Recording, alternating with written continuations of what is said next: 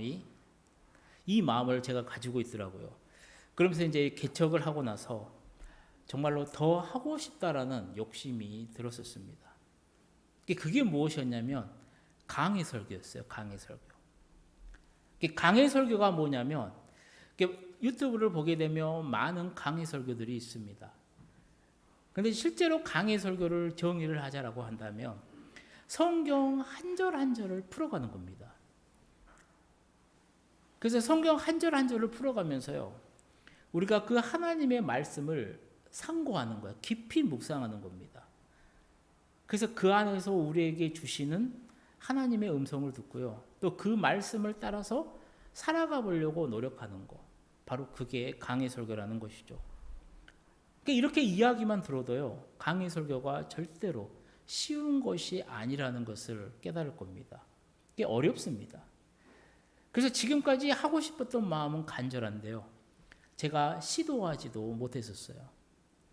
뱁새가 황새를 따라가면 가랑이가 찢어진다라는 속담과 같은 맥락인 거예요. 한번 시작해 보려고 성경을 딱 공부를 하면요, 아직도 부족한 게 너무나도 많아요. 그래서 그 벽에 딱 막힙니다. 그래서 정말로 하고 싶은 게 나중에 이제 자립하면은 저 공부하려고요. 성경 공부 좀 많이 하고, 그래서 성경 66권을 제 목회 끝나는 날까지 한번 강의를 해보는 게 제 목표 설교의 어떻게 보면 하나의 목표, 비전일 수도 있습니다. 그럼에도 하고 싶은 마음이 계속해서 들었어요. 그래서 강의 설교까지는 아니더라도 그래도 성경 한 권 정도는 한번 우리 성도님들과 함께 해보고 싶다라는 마음이 들어서요, 오늘부터 정말로 제가 하고 싶었던 이 로마서 설교를 시작해 보려고 합니다. 많이 부족해요. 로마서 관련된 설교가 책으로도 많이 나와 있고요, 유튜브만 쳐도요, 많은 목사님들, 훌륭한 목사님들의 설교가 차고 넘칩니다. 그럼에도 분명히 이 시간 또 우리에게 주실 은혜가 있을 줄로 믿습니다.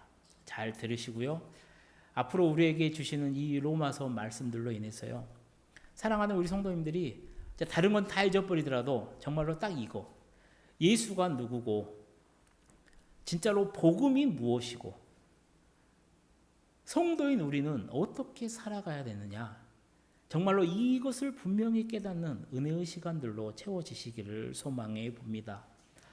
오늘 우리가 함께 살펴보려고 하는, 오늘부터 함께 살펴보려고 하는 이 로마서는요, 정말로 예전부터 대단한 책이었어요.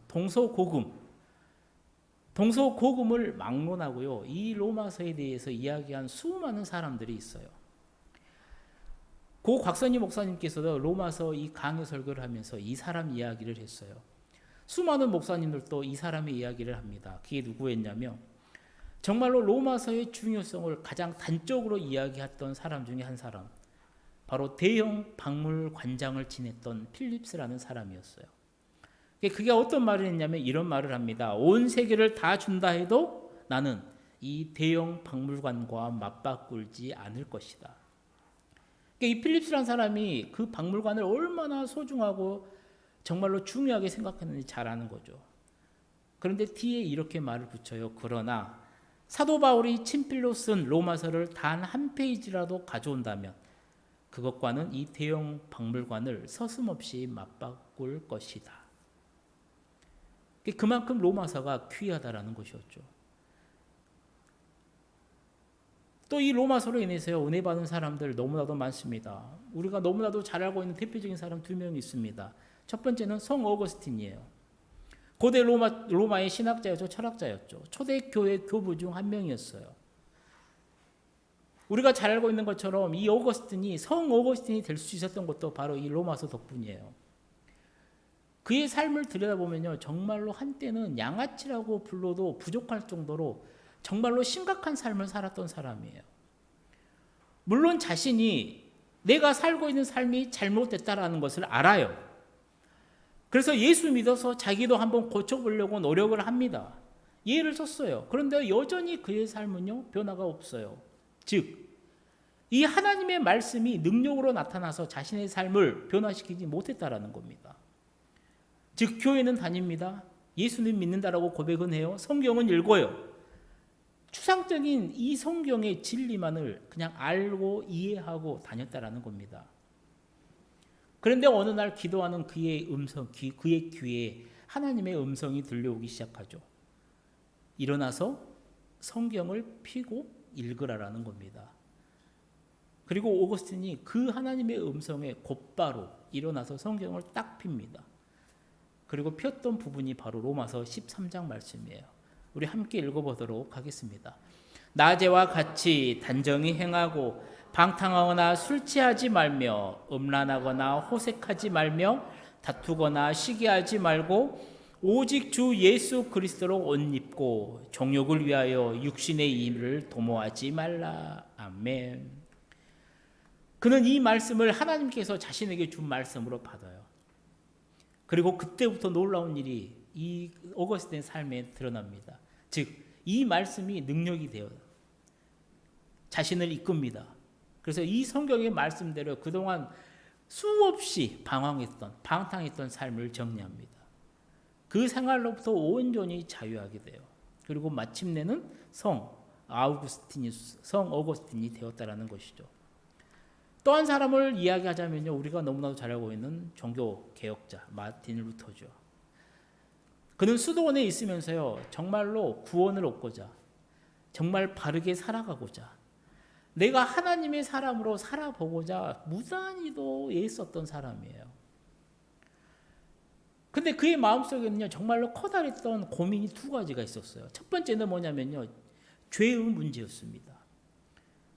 그는 죄사함의 기쁨을 얻지 못했어요. 죄사함의 신비를 아직 체험하지 못했던 겁니다. 또 하나의 고민은 뭐였냐면요, 하나님의 진노였어요. 그러다 보니까요, 항상 고민을 해요. 내재 하면서 안절부절합니다. 사랑과 없이 수도원에서요, 하나님을 묵상하면서 기도하는데 날마다 찾아가서 고해성사를 해요. 담당 신부가 그만 올 정도로, 야, 너 잘 살고 있으니까 그만 올 정도로 만류를 합니다. 그럼에도요, 내재 하면서 계속해서 죄를 고백한다는 거예요. 성경을 읽어도 고민이에요.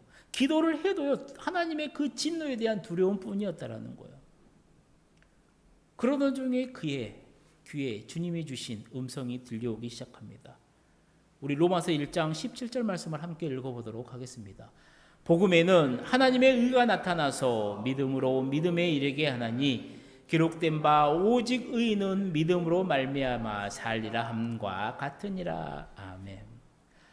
오직 의인은 믿음으로 말미암아 살리라. 전에도 수없이 듣고 읽었었던 말씀이었는데요, 이 말씀이 그제서야 성령 안에서 생명의 빛으로 그의 마음을 비추기 시작합니다. 그리고 루터가 벌떡 일어나죠. 야, 바로 이것이다. 오직 믿음이다. 그리하여 비로소요, 자신이 그토록 고민하고 있었던 두 가지의 문제에서 완전히 해결됩니다. 죄사함의 기쁨을 얻게 되었고요, 두려움의 하나님을 이제는 사랑의 하나님으로 바라볼 수 있게 되었다라는 거예요. 그리고 마침내 이 말씀에서 힘을 얻었어요. 종교개혁을 이루게 되었다라는 겁니다. 즉, 종교개혁이라고 하는 이 거대한 역사적인 사건에 있어서요, 로마서가 준 영향은 실로 대단한 것이라고 말할 수 있다는 것이죠. 이 외에도 로마서가 영향을 준 사람, 로마서의 영향을 받은 사람들은 수많이 있습니다. 그러면서도 말씀을 준비하고 기도하는 가운데 저의 마음에 들었던 간절한 바람은 무엇이었냐면, 그 수많은 사람들 가운데 그 한 명이 바로 내가 되었으며 또 우리 성도님들이 되었으면 하는 바람이었다라는 겁니다. 사랑하는 성도님들, 이 로마서의 주제는요, 믿음으로 말미암아 의롭다함을 얻는다라는 이신칭의의 복음입니다. 그리고 이 로마서는 다른 바울의 서신과는 좀 달라요. 로마서를 읽어보면요, 이 상황적인 이야기가 그리 많이 나오지 않습니다. 이게 무슨 말이냐면, 고린도서라든가 데살로니가서, 빌립보서 같은 경우는 다른 편지들을 보면 이 편지를 받고 있는 대상, 그 교회의 상황적인 이야기가 나와요.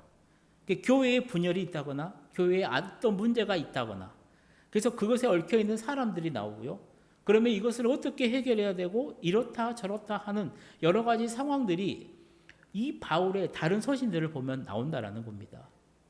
그런데 로마서에는 그렇지가 않아요.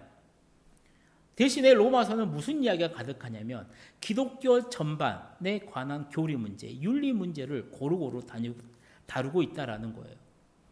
그리고 그러한 이유는 간단합니다. 바울은 평생 복음을 전했어요. 자신은 이방인의 사도라고 생각을 했습니다. 당당하게 밝혔어요.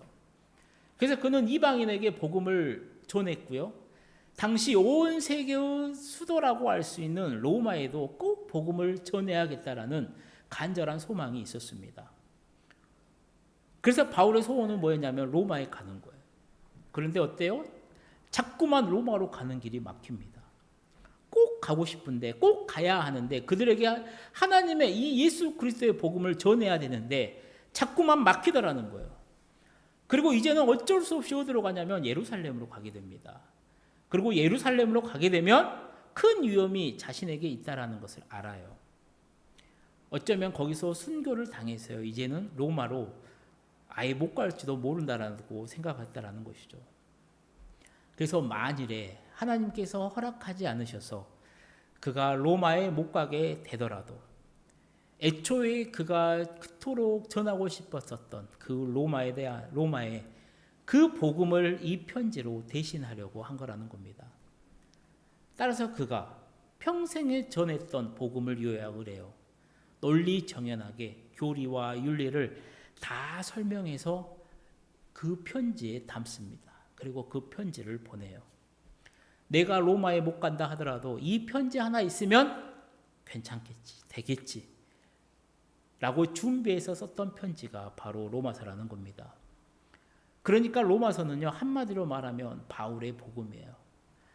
바울이 평생에 걸쳐서 전했던 복음이 이 편지에 고스란히 들어있다라는 겁니다.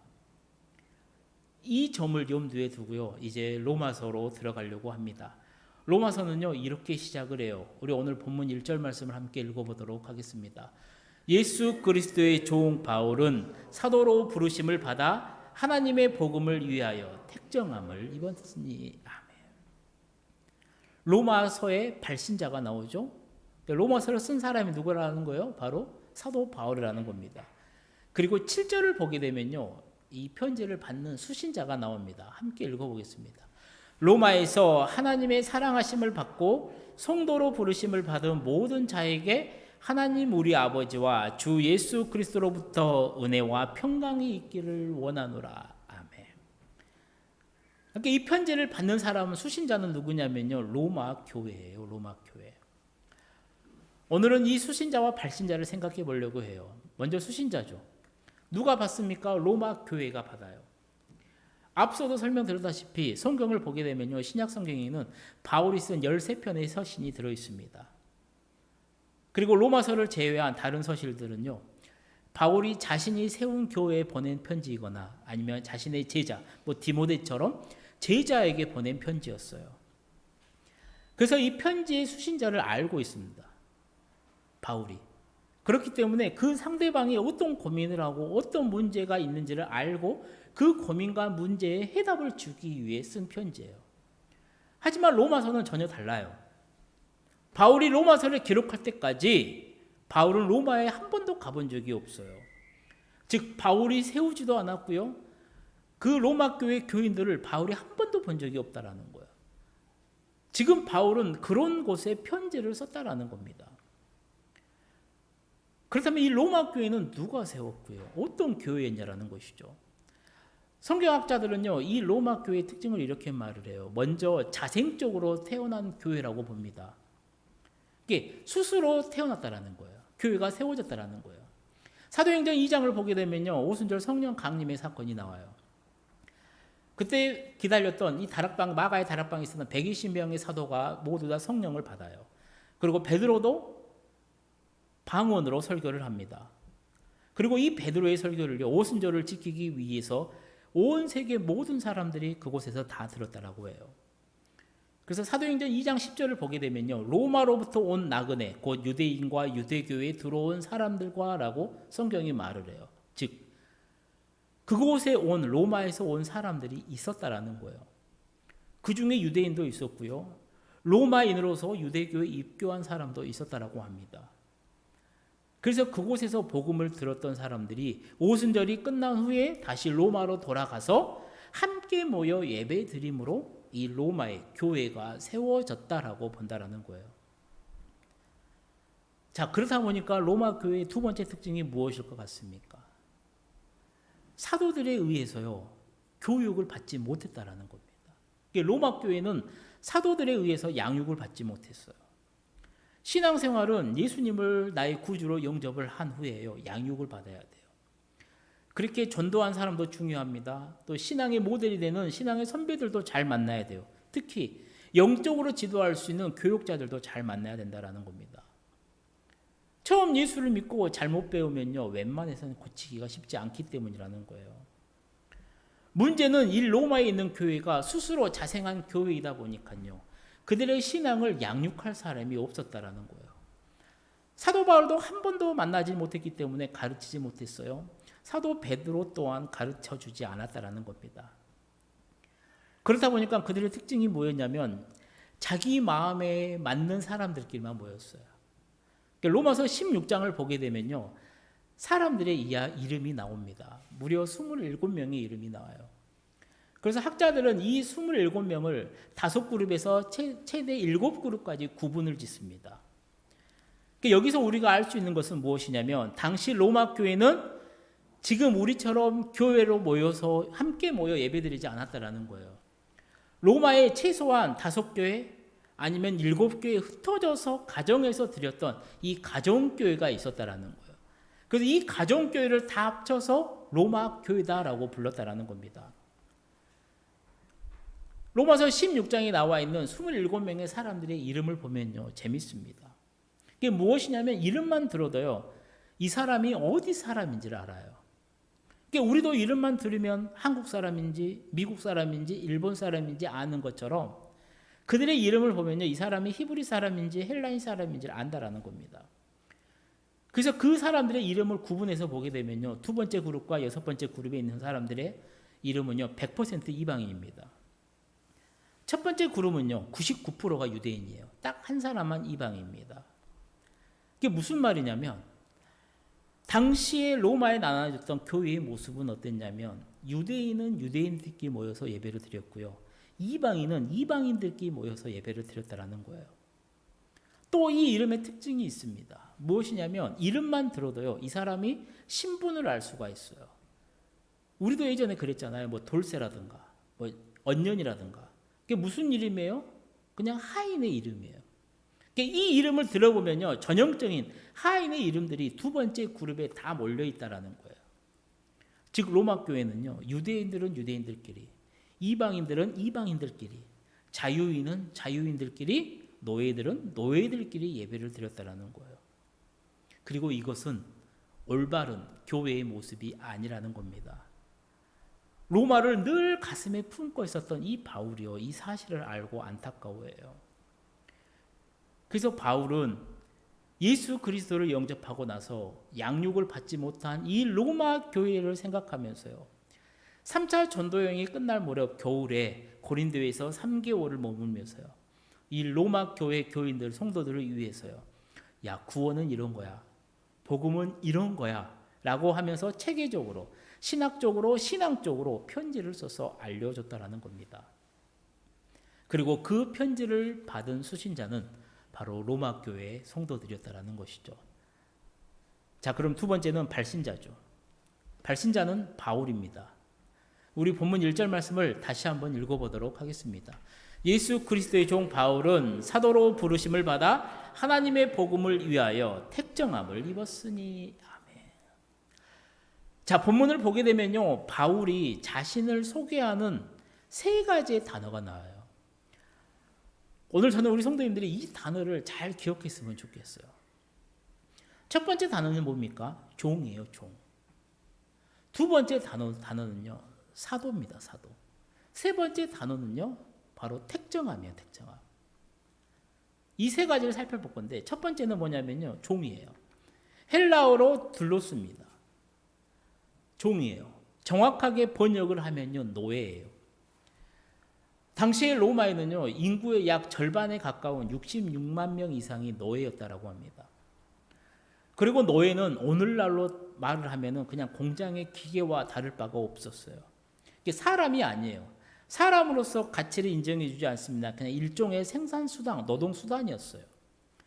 그래서 당시에는 이런 말이 있었다라고 해요. 노예와 당나귀는 똑같은데 노예는 말을 할 줄 알고 당나귀는 말을 하지 못한다. 그게 노예가 갖는 위치입니다. 그러니 노예는요, 내 생각, 내 주장, 내 의견, 내 의지라는 것은요, 있을 수가 없었어요. 그게 노예예요. 그런데 지금 바울이 자신을 가리키면서 자신을 설명하면서 나는 예수 그리스도의 종, 노예다라고 자신을 설명하고 있다니까요. 우리가 절대로 잊지 말아야 하고 꼭 기억해야 될 사실이 무엇이냐면요, 바울의 사회적인 신분입니다. 바울이 어떤 사람인지 우리가 잘 알잖아요. 사도행전 22장을 보게 되면요, 바울이 자신을 뭐라고 소개하냐면 나는 가말리엘의 문화에서 교육을 받은 자라고 말을 해요. 그 당시에 가말리엘 그 사람의 밑에서 문학생이 되었다라면요, 엄청난 거였습니다. 유대교 출신 목사님들 요셉 슐라며 이렇게 말을 해요. 그 당시 가말리엘은 사회에서 엄청나게 존경받던 율법학자였기 때문에 수많은 사람들이 그를 추종하며 그의 제자가 되기를 원했는데 가말리엘이 워낙 엄격하다 보니 원한다고 아무나 그 제자가 될 수 있는 상황이 아니었다라는 거예요. 그런 사람 밑에서 내가 제자가 되었다라는 것은요, 그 당시에 엄청난 이 학벌이 있었다라는 겁니다. 그뿐만이 아니죠. 바울이 가지고 있었던 것 또 하나 대단한 신분이 있었습니다. 바로 로마 시민권자였다라는 거예요. 억만금을 주고도요, 사요. 로마 시민권을. 그런데 등급이 떨어진다니까. 태어날 때부터 바울은요, 이 로마 시민권을 가지고 있던 사람이에요. 그 당시에 전 세계 어디에서든 간에요, 모든 것이 다 통용되는 하이패스가 바로 로마 시민권자였어요. 이게 무슨 말이에요? 내가 누군지 모르는 사람에게 편지를 쓸 때 이렇게만 쓰면 돼요. 나는 가말리엘 문화에서 배운 학자다. 나는 로마 시민권을 소유한 사람이다. 이 문구만 편지가 탁 박히는 순간요, 그 편지는요, 훨씬 더 공신력 얻을 수가 있다라는 겁니다. 많은 사람들로부터 인정을 받을 수가 있었다라는 거예요. 근데 바울은요, 자신의 정체성을 정확하게 알아요. 그게 중요하지 않은 겁니다. 그래서 다 생략을 해요. 그래서 바울은 가장 먼저 뭐라 하냐면 나는 예수 그리스도의 종이다라는 겁니다. 자신을 예수 그리스도의 노예다라고 선포하고 있다는 것이죠. 즉 바울의 이 말에는요, 주인된 예수 그리스도가 얼마나 좋은지 예수님에 대한 이 감격의 마음이 들어있는 겁니다.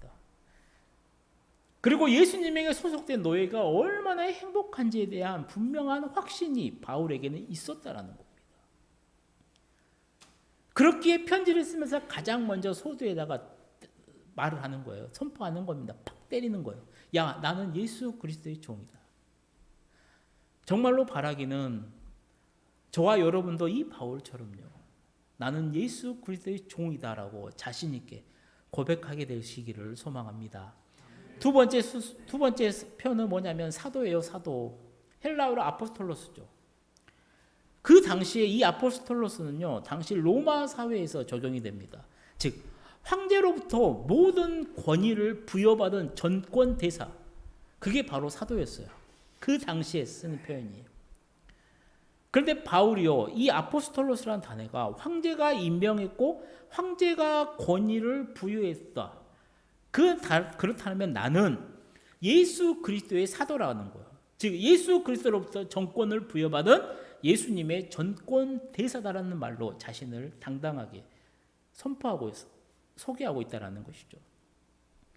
그리고 우리가 잘 알고 있는 실제로 바울은요, 다메섹 도상에서 예수님을 만납니다. 그리고 사도로서 사명을 받게 돼요. 우리 본문 5절에서 6절 말씀을 함께 읽어보도록 하겠습니다. 그로 말미암아 우리가 은혜와 사도의 직분을 받아 그의 이름을 위하여 모든 이방인 중에서 믿어 순종하게 하나니 너희도 그들 중에서 예수 그리스도의 것으로 부르심을 받은 자니라. 아멘. 그리고 바울은요, 이 사명대로 마지막 순교할 때까지요, 이 사명의 이 사도의 직분을 감당하기 위해 평생 수고하였습니다. 사랑하는 성도님들, 오늘 우리들도요, 신앙생활하면서 내가 받은 이 공적인 소명인 직분을 예수님께로부터 받은 줄 확실히 믿으시고요, 그 사명을 감당하기 위해서 끝까지 힘쓰시기를 소망합니다. 세 번째 단어는요, 택정함이에요. 택정함. 헬라어로 아포리조입니다. 아포리조. 근데 이거는 합성어예요. 아포가 뭐냐면 따로예요. 리조가 뭐냐면, 호리조가 정하다라는 겁니다. 그러니까 아포리조는 뭐냐면 따로 정한, 따로 떼어놓다, 별도로 구분 지어놓다는 거예요. 그러면 바울이 무엇을 위해 따로 구분되어졌냐라는 거죠. 오늘 본문 1절을 보게 되면 이래요. 하나님의 복음을 위하여 택정함을 입었다라는 거예요. 이게 바울이 따로 구별되어진 것은 무엇이냐면 하나님의 복음을 위해였다라는 겁니다. 바울은 자신은 하나님의 복음을 위해서 따로 떼어놓은, 별도로 구별해 놓은 존재다라고 선포하고 있다라는 거예요. 그러면 복음은 무엇입니까? 복음은 말 그대로 굿뉴스예요. 좋은 소식인 겁니다. 문제는 무엇이냐면 이 복음, 좋은 소식이요, 사람의 상황에 따라서 달라진다라는 겁니다. 그게 무슨 말입니까? 아픈 사람에게 복음, 좋은 소식은 뭐예요? 이 아픈 것이 나았다는 것이고, 가난한 사람에게 복음은요, 가난에서 벗어났다라는 거, 부자가 되었다라는 걸 겁니다. 노총각에게 좋은 소식, 복음은요, 사랑하는 사람, 애인이 생겼다라는 말이 될 거라는 거예요. 마찬가지예요. 복음, 좋은 소식이란 말이 기독교인이 사용할 때와 로마 사람들이 사용할 때가 달랐다라는 거예요. 로마 사람들에게 복음, 딱 말을 하면 딱 한 가지인 겁니다. 황제의 즉위나 생일, 혹은 황제와 관련된 일에 이 복음을 써요. 그 당시에 로마 세계 최고 권력자는요, 당연히 로마 황제였을 겁니다. 그래서 로마 황제의 공식 직함에는요, 신의 아들이라는 표현이 있어요. 황제의 생일을 사람들은 정말로 기쁜 소식, 좋은 소식이다라고 생각을 했었다라는 거예요. 그리고 그게 복음을 이해하는 로마 사람들의 상식이었습니다. 거기에 바울이 편지를 쓰면서 1절부터 시작해서 2절, 4절에 이르기를, 야, 복음은 황제가 아니다라는 거예요. 복음은 예수님이라는 거예요. 예수님이야말로 진정한 우리의 왕이고, 예수님이야말로 세계를 통치하시는 주님이시다라고 지금 바울은 선포하고 있다는 겁니다. 우리 본문 2절에서 4절까지 말씀을 함께 읽어보도록 하겠습니다. 이 복음은 하나님이 선지자들을 통하여 그의 아들에 관하여 성경에 미리 약속하신 것이라. 그의 아들에 관하여 말하면 육신으로는 다윗의 혈통에서 나셨고 성결의 영으로는 죽은 자들 가운데서 부활하사 능력으로 하나님의 아들로 선포되셨으니 곧 우리 주 예수 그리스도시니라. 아멘. 이게 무슨 말이에요? 바울이 하는 말은 명확합니다. 복음은 예수 그리스도라는 거예요. 그래서 예수님에 대해서 설명을 하는 겁니다. 창세기부터 시작해서 예언자들이 오신다라고 약속하셨던 메시아라는 거예요.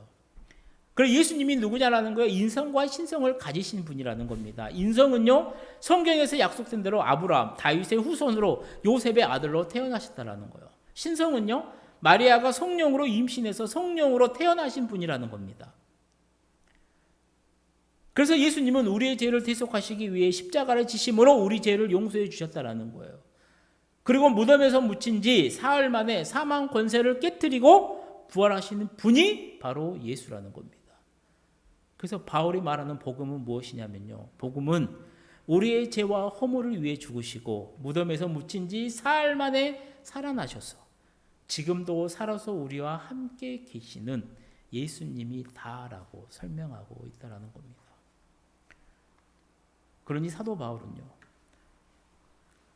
황제의 직이나 생일, 황제와 관련된 일을 복음이라고 생각하고 있는 이 로마인들에게, 또 로마 교회를 향해서, 야, 복음은 황제가 아니고 예수님이 복음이고 십자가와 부활이 복음이라고 지금 선포하고 있다라는 겁니다. 사랑하는 성도님들, 정말로 신앙생활을 잘하려면요, 신앙의 본질을 잘 붙들어야 됩니다.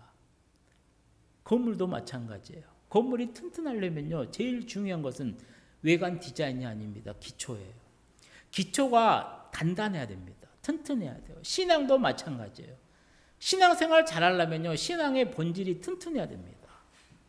그 신앙의 본질을 잘 붙들어야 돼요. 신앙의 본질이 무엇인데요? 딱 하나입니다. 예수예요. 신앙의 본질은요, 예수예요. 예수님이 살아계셔서 지금도 오늘도 나와 함께 계신다라는 거, 바로 그것을 내가 믿는다라는 게 신앙의 본질이라는 겁니다. 그런데 오늘날 많은 성도들 가운데요, 신앙의 본질은 붙잡지가 않습니다. 대신에 신앙의 별책 부록을 붙잡고 살아가는 사람들이 너무나도 많아요. 이게 무슨 말이에요? 교회에 나가면 병 고쳐준다라는 거예요. 야, 예수 믿으면 잘 된다라는 겁니다. 예수 믿으면요, 자녀가 잘 되고요, 우리 가정이 평안하고요, 그러한 좋은 소식들만 들린다라는 겁니다. 물론 하나님 안에서 그런 복을 받을 수 있죠. 그런데 하나님 나라와 그런 것은 별개라는 겁니다. 사랑하는 성도님들, 오늘 아침에 정말로 우리 성도님들은 복음에 대해서 제대로 알고요, 신앙의 본질이신 이 예수 그리스도를 온전히 붙잡고 신앙생활 하시기를 축복합니다. 이제 말씀을 마치려고 해요. 바울은 부활하신 예수님을 만납니다. 그리고 아라비아 광야에서 3년을 머물러요. 그러면서 그동안 자신이 알고 있었던 율법적으로 관한 이 하나님 예수 그리스도에 대해서, 예수가 누구이고 복음이 무엇이고 나는 어떠한 존재인지에 대해서 명확하게 정립을 합니다. 그리고 아직 그것이 정립되었지 않았던 이 로마 교회를 향해서 편지를 써서 그 사실을 하나하나 가르쳐 줍니다. 바로 그 편지가 오늘부터 우리가 함께 공부할, 함께 알아갈 바로 로마서라는 겁니다. 앞으로 진행되어지는 이 로마서를 통해서요, 정말로 우리 모든 성도님들 또한 예수님은 어떤 분이신지, 예수님 안에서 나는 어떠한 존재인지, 그래서 나는 성도로서 예수의 제자로서 어떻게 살아가야 되는지를 올바르게 깨닫게 되시기를 소망합니다. 그래서 오늘 이 본문의 바울처럼 나는 예수 그리스도의 종이고 나는 예수 그리스도의 사도이고 나는 복음을 위해 택정함을 입은 자라고 당당하게 고백하며 살아가시는 우리 모든 성도님들이 다 되어지시기를 주님의 이름으로 간절히 축원합니다. 기도하겠습니다. 사랑의 하나님 아버지, 우리에게 베푸신 은혜가 참으로 많습니다. 그 은혜에 감사하며 하루하루 살아가는 우리 모두가 되도록 인도하여 주옵소서. 오늘부터 사랑하는 우리 성도님들과 함께 로마서의 말씀을 함께 살펴보며 은혜를 받으려고 합니다. 부족한 종에게 지혜를 주셔서 귀한 말씀을 잘 전할 수 있도록 은혜를 베풀어 주시고, 듣는 우리 성도님들에게도 주신 말씀을 통해 예수님에 대해, 복음에 대해 확실히 깨달아 사도 바울처럼 나는 예수 그리스도의 종이고 사도이고 복음을 위해 택정함을 입은 자라고 당당히 고백하며 승리하는 그 복된 삶을 살아갈 수 있도록 주님 은혜를 베풀어 주옵소서. 은혜의 주님, 오늘 이렇게 로마서 말씀을 시작합니다. 마치는